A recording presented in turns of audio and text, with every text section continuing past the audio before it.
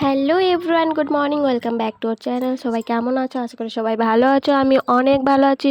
তো আমার একটি ছোট্ট মিনি ব্লগে তোমাদেরকে অনেক স্বাগত জানাই। তো আমি এখন চান করেছি, চান করে এসে ঠাকুর ঘর সেরে এসে আমি এসেছি।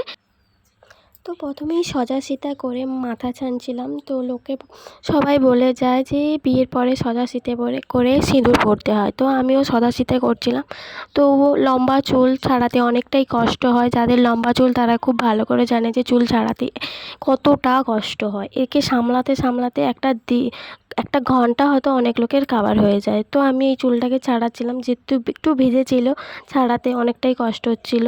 তো ছাড়ানোর পর এই ভিডিওটি কোন কোন জায়গা থেকে তোমরা দেখছো আমাকে জানিও। তো আমার ভিডিও কত দূর পর্যন্ত যাচ্ছে আমি জানতে চাইছি। তো প্লিজ আমাকে কেমন লাগছে আশা করি কমেন্টে জানিও। তারপরে চুল তো আমার ছাড়ানোই হচ্ছে না, চলছেই।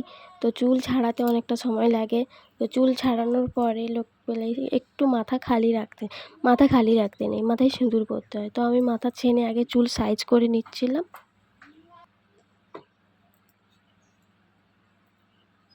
চুল সাইজ করা হয়ে গেছে, চলে এবার মাথার শীতে সজা আছে নাকি দেখছি না। আর ভীষণ গরম পড়েছে, তোমরা বিশ্বাস করবে না, ভীষণ গরম পড়েছে। ঘামে লোক ডুবে যাচ্ছে চান করে আসার পরেও। তো সিঁদুর পরতে গেলে লোকে বলে মাথা খালি রাখতে নেই, মাথায় ঘোমটা দিতে হয়। তো আমিও মাথায় ঘোমটা দিচ্ছিলাম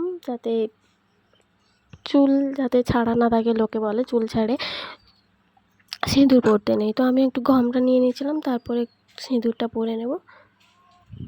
লোকে বলে বিবাহিত মেয়েদের সিঁদুর পরলে সৌন্দর্য কমপ্লিট হয়। তো চলো দেখা যাক সিঁদুর পরার পর অ্যাকচুয়ালি মেয়েদের সৌন্দর্য কমপ্লিট হয় কি না। তো দেখো,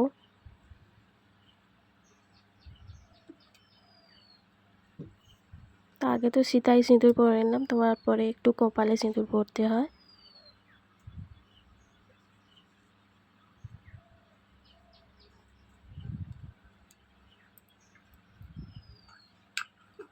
কপালেও সিঁদুর পরা হয়ে গেল, ব্যাস। আর সবাইকে জানাই, ভিডিওটি ছোট্ট করে ব্লগ করলাম, তোমাদের কেমন লাগলো আশা করি জানিও। কোথা থেকে আমার ভিডিওটি দেখছো আমাকে জানিও। তো ভিডিওটি কেমন হয়েছে আশা করি ভালো লাগলে ভিডিওতে লাইক কমেন্ট করে দিও।